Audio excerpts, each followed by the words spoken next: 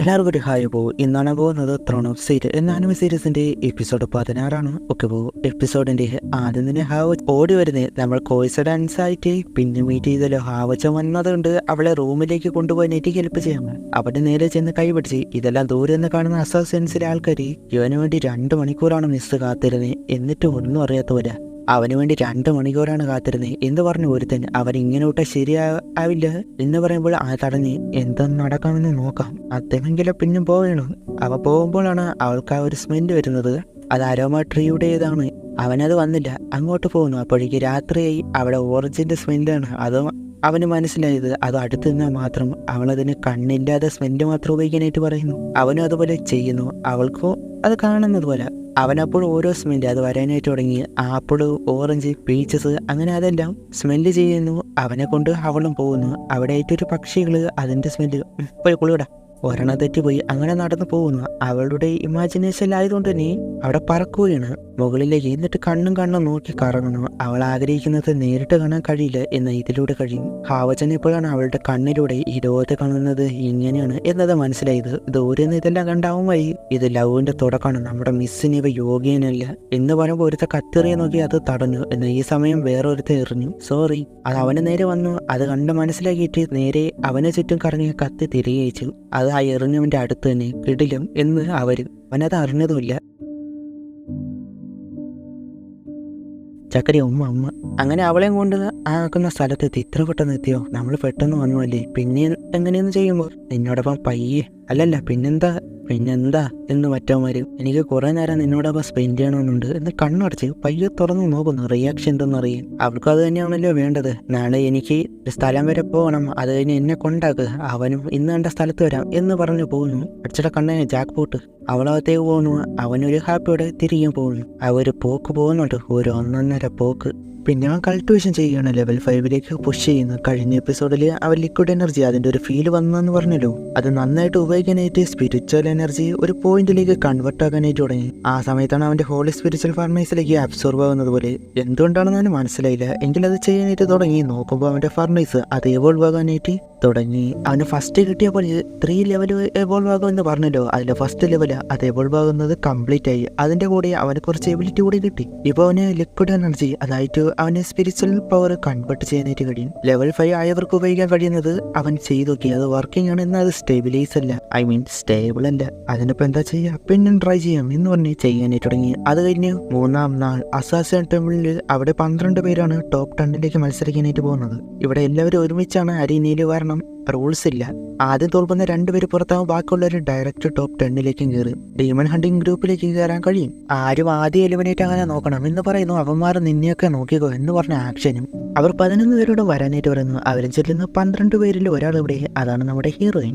അവരെല്ലാവരും ഓരോ പ്ലേസിലായിട്ട് വന്ന് കവർ എടുത്തിട്ടാണ് 10 പേര് എണ്ണാനും തുടങ്ങി. അപ്പോഴാണ് അങ്ങോട്ട് പയ്യെ നമ്മുടെ ഹീറോയിനും വരുന്നേ.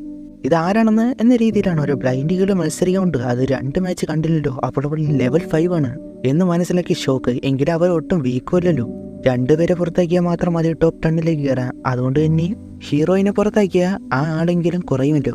ആ മൈൻഡിൽ അങ്ങനെ സ്റ്റാർട്ടായി. എല്ലാവരും അവളെ അറ്റാക്ക് ചെയ്യാനായിട്ട് ഒരുമിച്ച് വരുന്ന സോഡൊക്കെ കൊണ്ട്. എന്നാൽ അടുത്തത് അവളെ കാണാനില്ല. തൊട്ട് പുറകിലായിട്ട് എന്നിട്ട് ഷാഡോസ് പോലെ അവളെ പോലെ 12 ഷാഡോസ് പുറത്തേക്ക് വന്നു.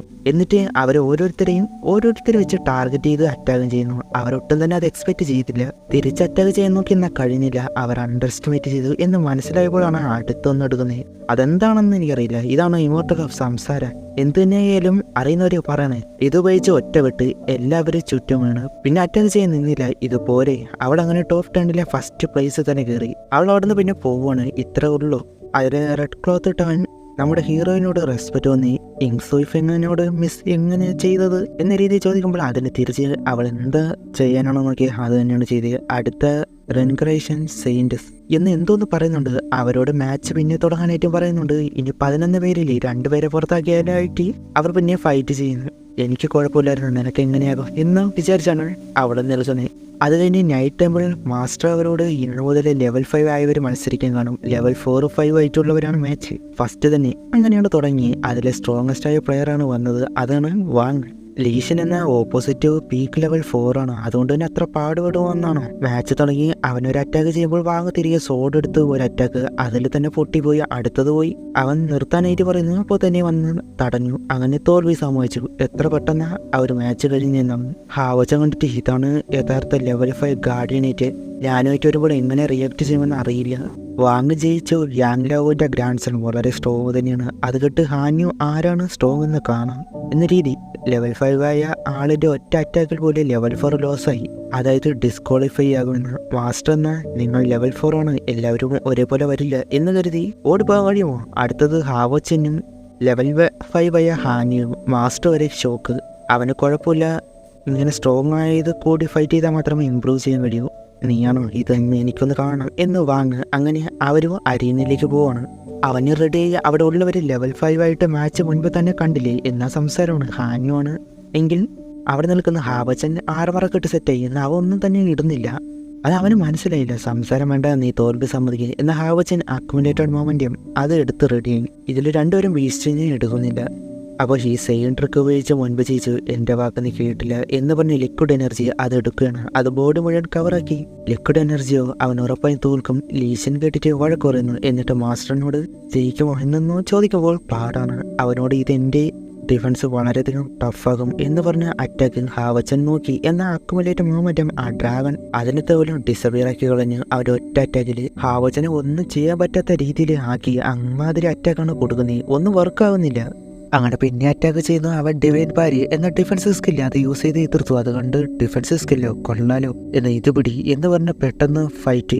അവന്റെ മൂവ്മെന്റിൽ ഹാവച്ചനെ ഒന്നും മനസ്സിലാക്കാൻ പോലും കഴിയുന്നില്ല. അമ്മാതിരി സ്പീഡാണ്.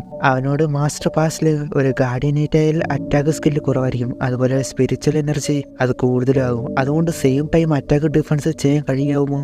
അവനാകും വിന്നർ. അങ്ങനെ അതാലോചിച്ച് അത് അറ്റാക്ക് അങ്ങനെ ചെയ്യാനായിട്ട് തുടങ്ങി. അവന് കൂടുതലും എതിർക്കാനായിട്ടാണ് നോക്കുന്നത്. ഹാവച്ചൻ്റെതുപോലെ അവൻ്റെ ഈ ലൈറ്റാണ് ആട്രിബ്യൂട്ട്സ്. എന്നാൽ ഹാവച്ചൻ സൺ ഓഫ് ലൈറ്റ് ആണ്. ഹാന്യു ഒയ്ത്ത് ഓഫ് ലൈറ്റ് എന്നൊരു സ്കില്ല് അത് ഉപയോഗിക്കുമ്പോൾ ലൈറ്റ് പ്രൊട്ടക്ഷൻ തിരികെ ഉപയോഗിക്കുന്നു.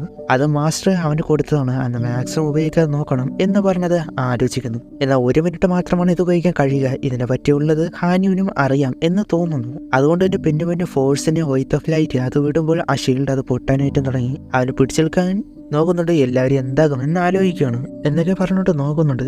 അവനധികം നേരം ഇത് ഹോൾഡ് ചെയ്യാൻ കഴിയില്ല. നിനക്ക് ജയിക്കണമെങ്കിൽ നല്ലൊരു കൗണ്ടർ അറ്റാക്ക് ചെയ്താൽ മതിയാകൂ എന്ന് മാസ്റ്റർ മനസ്സിലും. അതേപോലെ തന്നെ അവൻ ചെയ്യുന്നു. ലൈറ്റ് ചോപ്പർ എന്നത് അവനത് ഷീൽഡ് വെച്ച് തടഞ്ഞു. അതിൽ തട്ടി അവൻ തെറിച്ചു പോകുമ്പോൾ ഹോളി ലൈറ്റ് ചോപ്പിങ് സോഡ് അതെന്നത് ഉപയോഗിക്കുന്നു എന്നാൽ തീർപ്പിച്ചു. അവനോട് തോൽവി സമ്മതിക്കുന്നതാണ് നല്ലത്. റഫർ ചോദിക്കുമ്പോൾ അവ ഇല്ലെന്ന് പറയുന്നു. എനിക്കിഷ്ടപ്പെട്ടു എന്ന് പറഞ്ഞ് അവന് ലിക്വിഡ് എനർജി എല്ലാ സോഡിലേക്കാക്കി. ഇപ്പോൾ ആ സോഡ് എന്നത് മുൻപത്തെ പോലെയല്ല. അവൻ്റെ മുഴുവൻ പവേഴ്സും ആ സോഡിലുണ്ട്. അവന് ഡിഫൻസ് ചെയ്യേണ്ട എന്ന ഫീൽ വന്ന് അറ്റാക്ക് മാത്രം ചെയ്താൽ മതി എന്ന കോൺഫിഡൻസ് എന്ന മാസ്റ്റർ. അങ്ങനെ നിൽക്കുകയാണ് ഒരു സ്കില്ലിൽ ഹാവച്ചനെ ട്രാപ്പ് ആകുന്നത്. അതിൽ നിന്ന് പുറത്തു വരാൻ നോക്കുന്നു എന്നാൽ കഴിയുന്നില്ല. ഹാന്യുവിൻ്റെ അറ്റാക്കെല്ലാം വാങ്ങുന്നുണ്ട്. മാസ്റ്റർ ഇപ്പോഴാണ് നമ്മൾ കെയർലെസ് കാണിച്ചു. എല്ലാവരും ലെവൽ 5 ആകുമ്പോൾ ലിക്വിഡ് എനർജി മാത്രമായിരിക്കും ടാർഗറ്റിൽ നോക്കുക. ഇത് അവൻ്റെ ഇൻഹെറിറ്റ് റിങ്ങിലെ സീക്രട്ട് സ്കില്ലാണ്. അതിൽ ഒരാൾ ഈ സീക്രട്ട് സ്കില്ലിൽ കണ്ട് ഹാൻകുവാനെ നോക്കുന്നുണ്ട്. ഹാൻകുവാനും ഹാന്യു തമ്മിൽ ഒരു കണക്ഷൻ ഉണ്ട്, അതും മനസ്സിലാക്കാം. അപ്പോൾ ഇനി എന്താവുന്നൊക്കെ അടുത്ത എപ്പിസോഡ് കാണാം. അപ്പോൾ അവിടെ ഈ ഒരു എപ്പിസോഡ് അവസാനിക്കുന്നു. അടുത്ത എപ്പിസോഡ് കണക്ക് ബൈ.